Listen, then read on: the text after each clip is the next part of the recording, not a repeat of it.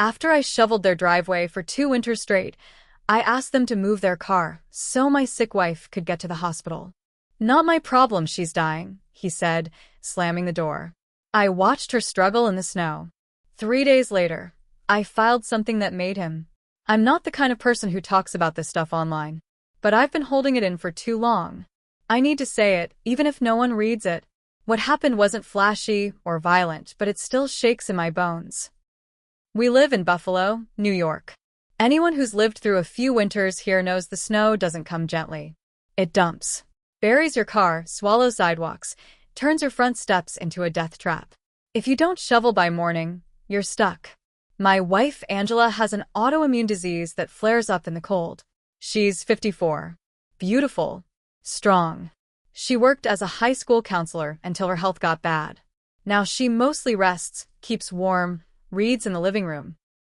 But when her chest gets tight, when she can't breathe right, we go to the hospital. Our neighbors, Greg and Melissa, moved in across the street 3 winters ago. 2 kids, both in college, I think. Greg's one of those guys who wears loafers without socks, even in winter. Melissa's always in and out, never says hi. We aren't friends, but we wave. Well, I wave. They don't. The first winter they moved in, I noticed Greg's car would always be half buried after a storm.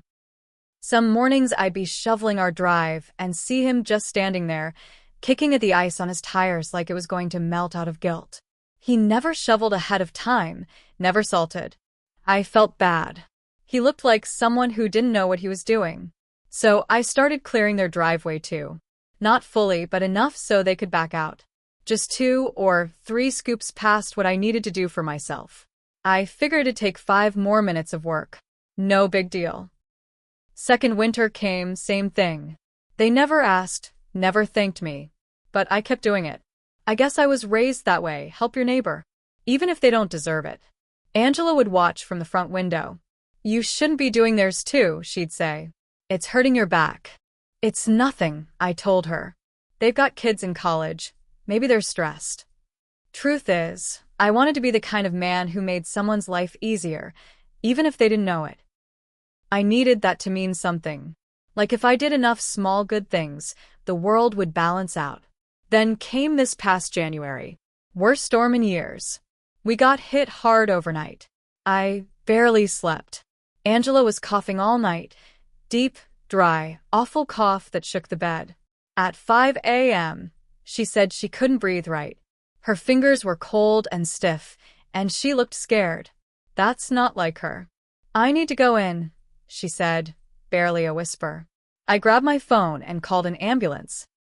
They said they were coming but warned me, "Your driveway has to be clear, or we'll need to wait for city plows. That'll delay us." I threw on my coat and boots and ran outside. Our driveway was buried. Snow halfway up my thighs. The plow hadn't come yet, and my car was blocked in by Greg's. He parks too far from the curb every time, cuts into our access. I've never said anything. I figured, small town, don't make waves. This time I couldn't ignore it. I ran across the street to their house, breath fogging up my face.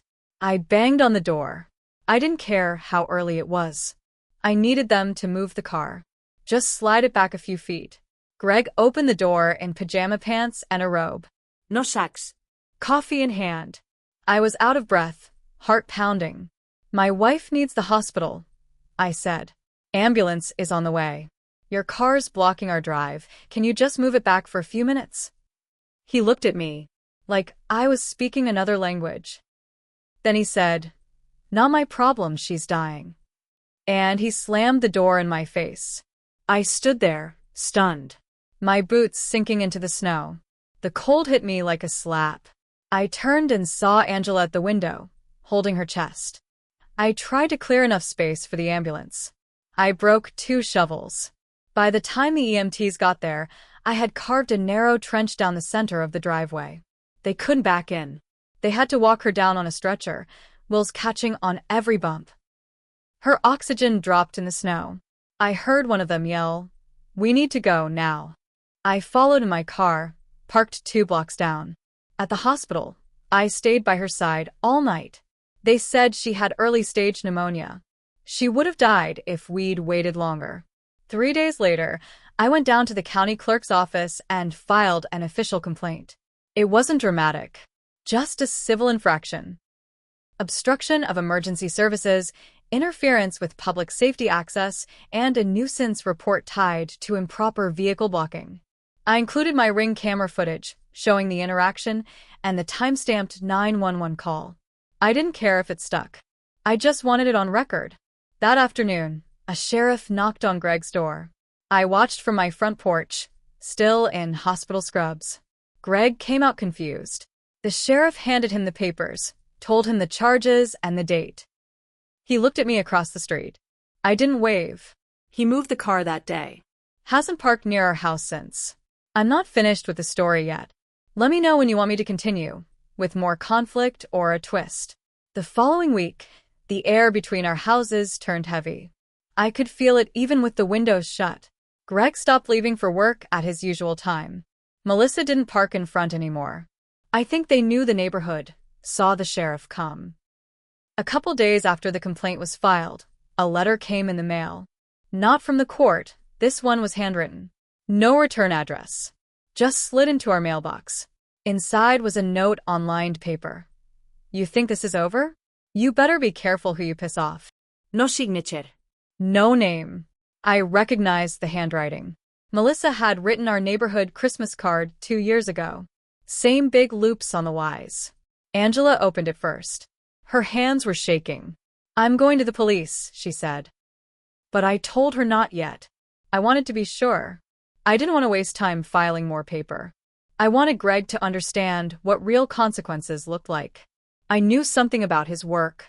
A neighbor once told me he worked in insurance, middle management at a regional office out in Amherst. A friend of mine, Darren, used to work there years ago. I called Darren up, asked if he knew anyone still on the inside. Yeah, he said. Why? I told him the short version. What Greg said to me. How he blocked the ambulance. The handwritten threat. Darren got quiet. He's not even supposed to park in front of your property, he said. That's a violation of your easement line. They probably don't know you can file on that. He gave me a name. Someone in their HR department. I didn't want Greg fired. I didn't want him ruined. But I sent the HR contact the footage from the Ring camera. Just the moment where Greg says, "Not my problem, she's dying," and slams the door. No extra details. No captions. Just the truth. 2 days later, I saw Greg walking outside in street clothes at 9:30 a.m. His car didn't leave the driveway that day. Or the next. Or the next.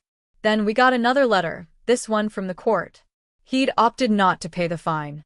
He was going to fight the complaint. Angela laughed. Of course he is. I showed up to court 2 weeks later with my footage, the medical report, the 911 log, and a signed affidavit from the EMT driver confirming the delay. Greg didn't speak much in court. Just sat stiff, red-faced. His lawyer kept it short. My client was unaware of the emergency. There was no willful interference. The judge leaned forward. You told your neighbor, and I quote, "Not my problem, she's dying." Greg said nothing. The judge issued a public safety violation fine, mandatory neighborhood code training, and a warning that future obstruction would trigger criminal penalties. It wasn't jail, but it was on the record. When I got home that night, someone had smashed the side mirror off my car. No note. No one saw anything. Angela said, "Call the police." I didn't. Not yet. After the mirror was smashed, I installed a second camera, pointed directly at the street. I didn't say anything to Greg or Melissa. I just let it sit there, blinking red. A reminder. A week passed. Then 2. No more letters, no more damage. For a while, it got quiet. Then one morning in early March, Angela and I were drinking coffee when she looked out the front window and said, "He's back."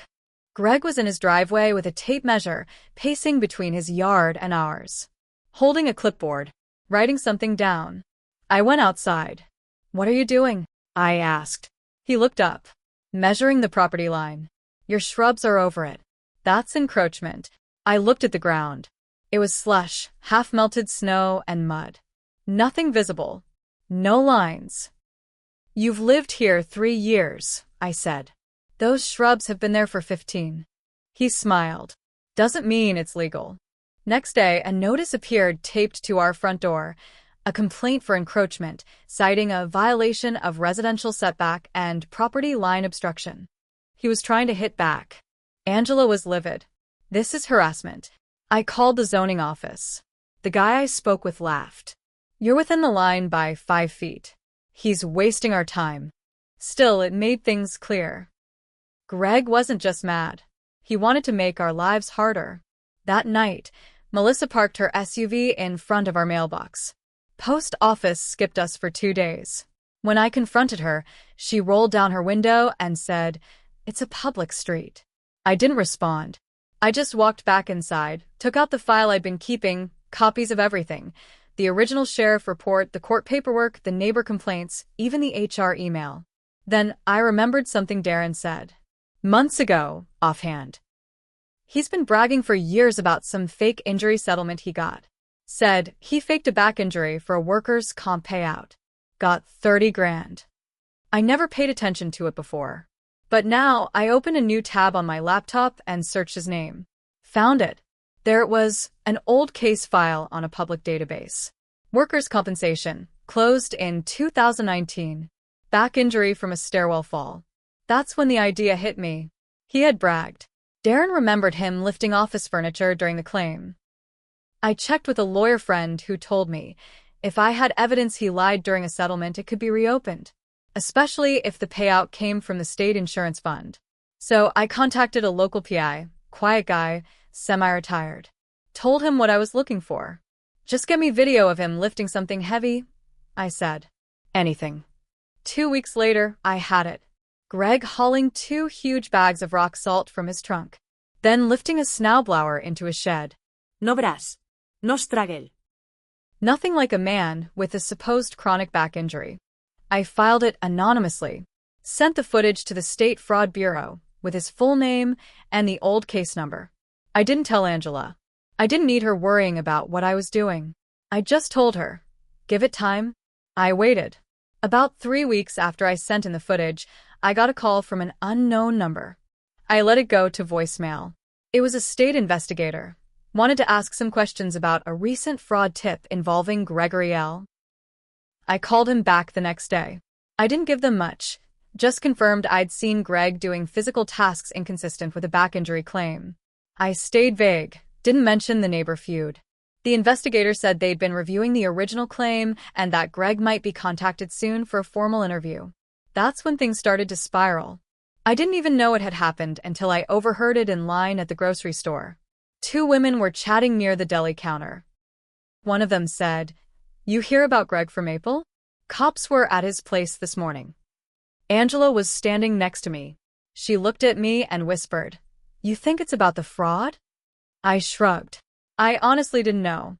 But that night, I saw Greg pacing outside with his phone clutched to his ear. Melissa stood behind him, crying. The next day, a different neighbor, Marcia, 2 houses down, stopped me while I was raking the front yard. "Hey," she said, kind of low-voiced. "I don't know if you heard, but Greg's being investigated." Fraud. Like, state-level stuff. I nodded. Yeah. I heard. She paused. "Was it you?" I didn't answer. Just went back to raking. That same week, Melissa started parking in their driveway again. No more blocking the mailbox. Greg didn't come outside much. One day I saw a car pull up, some kind of state official from Albany, according to the emblem on the door. They were inside for over an hour. Angela stayed quiet through most of it. Then one morning, over breakfast, she asked, "Do you ever feel bad?" "About what?" I said. She looked at me, kind of tired, pushing it this far. I didn't answer right away. I just stared out the window at their house. The blinds were closed. The driveway was wet from melted snow. "I don't feel anything," I said finally. "Not yet." But that wasn't true. Because a week later, I came out to the car to find the driver's side door completely keyed. Deep scratches. All the way across. No camera caught it. The new one had malfunctioned overnight. Frost froze the lens. I called the police this time. Filed a report. The officer looked at the damage and asked, "Got any enemies?" I didn't know what to say. About a week after the car got keyed, I started getting weird phone calls. Blocked numbers. Always after 10 p.m. I'd answer, and no one would say anything. Just quiet breathing on the other end. I'd hang up, and it would happen again the next night. Always the same. Angela started sleeping in the guest room. Not because we were fighting, but because she said the sound of my phone vibrating on the nightstand kept waking her up. One night, I finally lost it. The call came in just after midnight. I picked up and said, "I know it's you. You're not scaring me. Try harder." Then I hung up. No calls after that. The next morning, I found our garbage bin tipped over in the middle of the driveway. Someone had dumped raw chicken in it. Weeks old. Smelled like hell. Flies swarmed when I opened the lid. Angela stood on the porch, holding her robe shut tight. "This is sick," she said. "It's not petty anymore. It's sick." I called the police again. They came out, filled out a report, but they couldn't do anything without evidence. That same afternoon, I ran into Melissa at the post office. She was standing in line ahead of me. She turned and saw me, and for a second, just a flicker, her face changed, like she'd been caught doing something. Then she looked straight ahead and didn't say a word. Later that night, I got a message on Facebook. Anonymous account. No profile picture. Just 5 words. "You should have let her die." I sat there staring at the screen. Angela was asleep in the next room. That was the first time I felt something close to rage.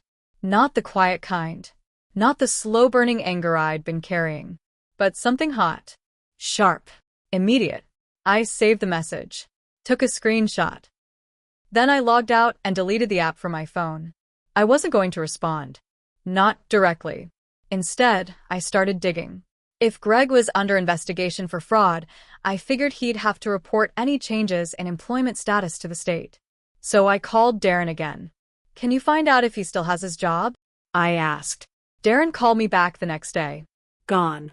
Fired 2 weeks ago. Quietly. No annoncement. Probably trying to keep it from hitting HR gossip." That's when I realized why the harassment had gotten worse.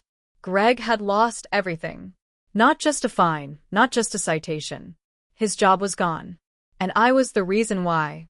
Angela didn't say anything for a while. Even when I told her. She just nodded. That night, I noticed something else. Their blinds were open for the first time in weeks. The living room light was on. Boxes were stacked near the window. They were packing. The packing went on for 3 days. Boxes by the front door. A U-Haul truck in the driveway. I never saw movers, just Greg and Melissa moving slowly, like people who'd run out of energy. They didn't wave. Didn't look our way. I watched through the living room curtain, same way I'd seen the ambulance lights flashing months earlier. Angela didn't say much during those days. She was getting stronger. The meds had helped. Her breathing was better. But she moved quieter now, like the house itself had taken on the weight of what we'd lived through. On the last morning, I was taking out the trash when I saw Greg out by the truck, loading a box into the back. He turned, saw me, and for the first time since this all began, he walked over. He didn't look angry, just worn out. We stood on the sidewalk, barely 4 feet between us. "I lost everything," he said. I didn't say anything. "You happy?" he asked. "You win." I looked at him. He had bags under his eyes.